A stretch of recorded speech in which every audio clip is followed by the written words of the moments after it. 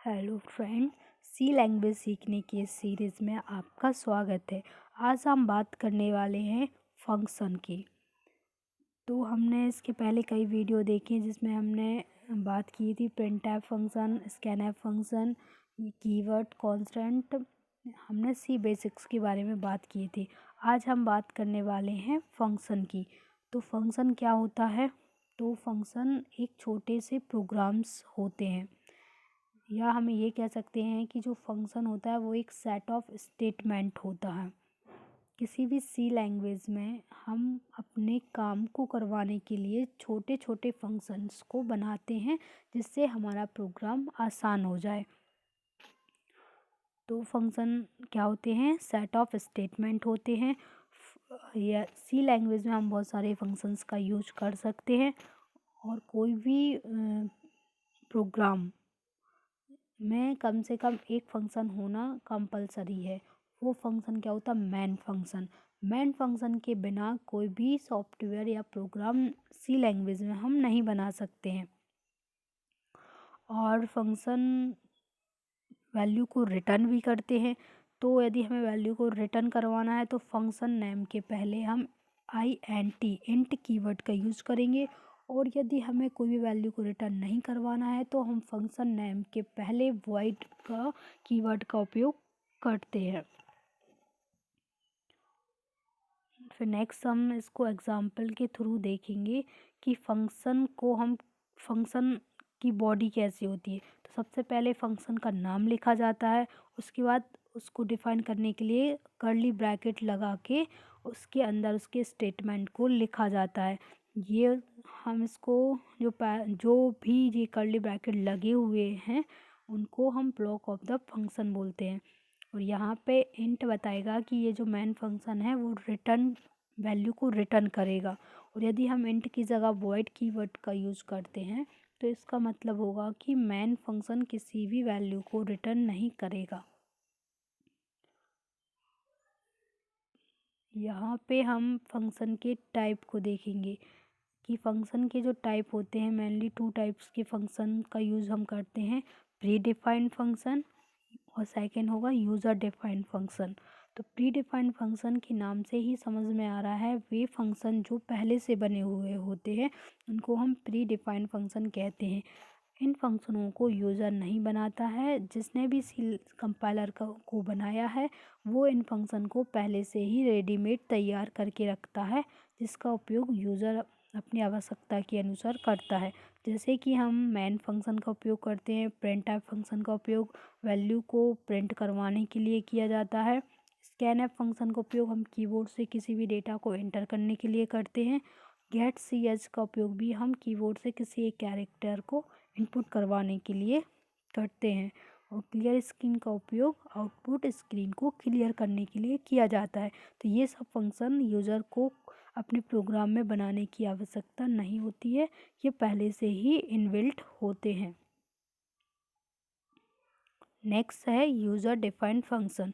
तो user defined function वे function होते हैं जिसको यूज़र स्वयं अपनी आवश्यकता के अनुसार बना सकता है, जैसे कि ऐड, मैसेज। इनको और आगे डिटेल में समझते हैं। यूज़र डिफाइंड फंक्शन बनाने के लिए हमें 3 बातों को ध्यान में रखना होगा। किसी भी फंक्शन को उपयोग करने के पहले हमें फंक्शन को क्या करना पड़ता है? डेफिनेशन देनी पड़ती है, उसकी डिक्लेरेशन करना होता है और फंक्शन को कॉल करना होता है। तो हम इसको एक प्रोग्राम के द्वारा समझते हैं। जैसे कि आप यहाँ स्क्रीन पे एक प्रोग्राम देख पा रहे होंगे। इस प्रोग्राम में हम एक मैसेज नाम का एक यूज़र डिफाइंड फंक्शन को बनाएंगे। तो सबसे पहले फंक्शन बनाने के लिए हम अपनी चॉइस के अनुसार या अपनी इच्छा के अनुसार कोई भी नाम लिख सकते हैं, और बस उसके बाद हमें एक ओपन और क्लोज ब्रैकेट पैरेंथेसिस लगाना होगा। और उसका हम टाइप बताएंगे कि ये इंट टाइप का होगा या वॉइड टाइप का होगा, कि ये फंक्शन वैल्यू को रिटर्न करेगा या नहीं करेगा। तो यदि हमें कोई भी इंटीजर वैल्यू को रिटर्न करवाना है तो उसके लिए हम इंट कीवर्ड का उपयोग करेंगे फंक्शन नेम के पहले, और यदि हमें कोई भी वैल्यू को रिटर्न नहीं करवाना है तो उसके लिए हम वॉइड कीवर्ड का उपयोग करेंगे।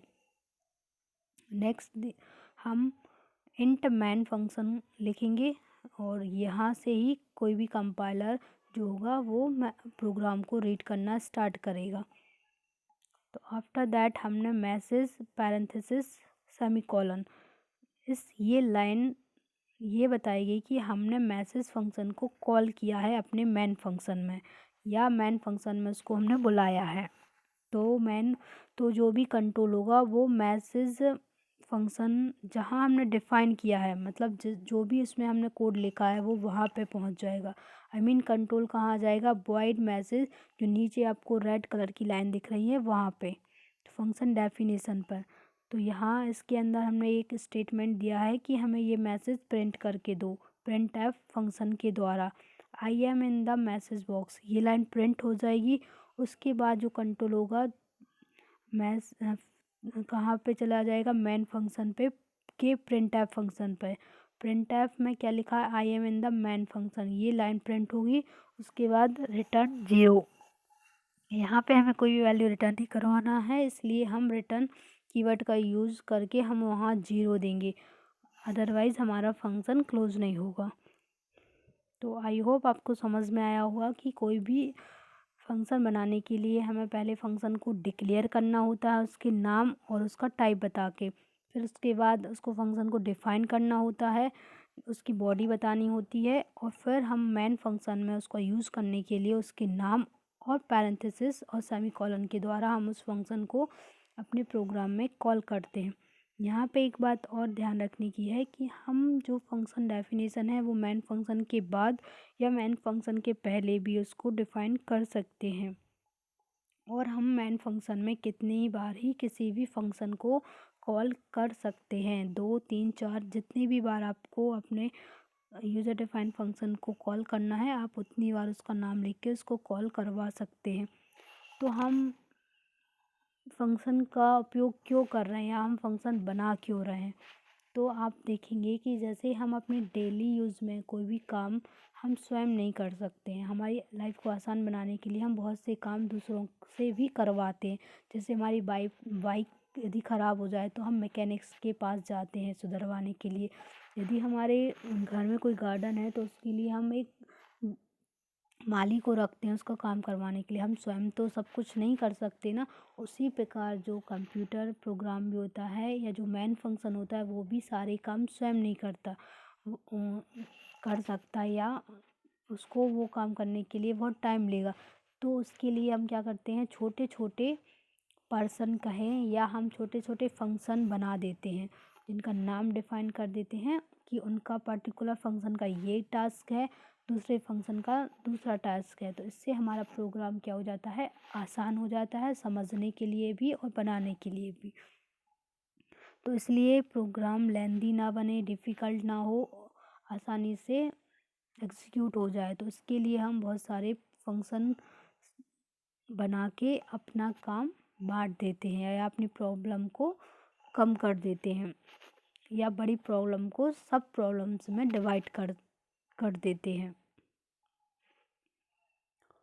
तो आई होप आपको समझ में आया होगा कि फंक्शन क्या होता है, कितने प्रकार का होता है, और हम फंक्शन का यूज़ अपने प्रोग्राम में कैसे करेंगे।